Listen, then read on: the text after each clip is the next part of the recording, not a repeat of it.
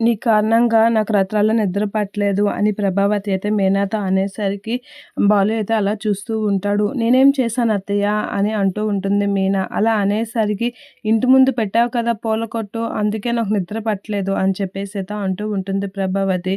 దానికి సంబంధం ఏంటి అని మీనా అయితే అలా చూస్తూ ఉంటుంది. ఎక్కడ ప్లేస్ దొరకనట్లుగా ఇంటి ముందు పూల కొట్టు పెట్టాడు అని మనోజ్ అనేసరికి ఇంటి ముందు కాకుండా ఇంకెక్కడ పెట్టాలి అని చెప్పేసి అయితే బాలు అంటాడు. నేను నెత్తి మీద పెట్టాలా అని బాలు మనోజ్‌తో అనేసరికి నేను అసలే పెద్ద కారు కంపెనీలో వర్క్ చేస్తున్నాను. నా కోసం వచ్చిన వాళ్ళు పెద్ద పెద్ద వాళ్ళు ఆ పూల కొట్టుని చూసి ఏమనుకుంటారు? నన్ను తక్కువ చేసి చూడడానికి కాకపోతే అని మనోజ్ గొప్పగా చెప్తూ ఉంటాడు. ఇక మీనా అయితే అలా తలదించుకుంటూ ఉంటుంది. ఇక మనోజ్ వీళ్ళైతే పార్క్‌లో కూర్చొని పల్లీలు అవి తింటూ ఉంటే బాలు అయితే అక్కడికి వచ్చి పాంప్లెంట్స్ అయితే అక్కడ ఉన్న వాచ్‌మెన్‌కి అయితే ఇస్తూ ఉంటాడు. ఇది ఎలా అయినా అందరికి తెలిసేలా చేయండి అని అనే టైంలో అక్కడ మనోజ్‌ని చూస్తూ ఉంటాడు. అలా చూడగానే బాలు అయితే ఫోటోస్ తీస్తూ ఉంటాడు తన ఫోన్‌లో.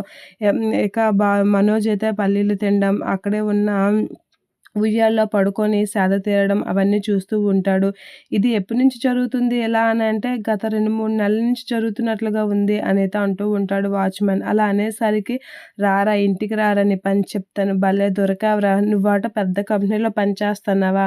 ఈ కంపెనీ సంగతి ఏంటో నేను తెలుస్తాను కదా అని బాలు అయితే మనసులో అనుకుంటూ ఉంటాడు. అలా అనుకుంటూ వీడి బాగోతం ఇదనమాట. దీన్ని కవర్ చేస్తుందనమాట మా డబ్బావతి అని చెప్పేసి అయితే అనుకుంటూ బాలు అయితే ఆ ఫోటోస్ అయితే సేవ్ చేసుకుంటూ ఉంటాడు.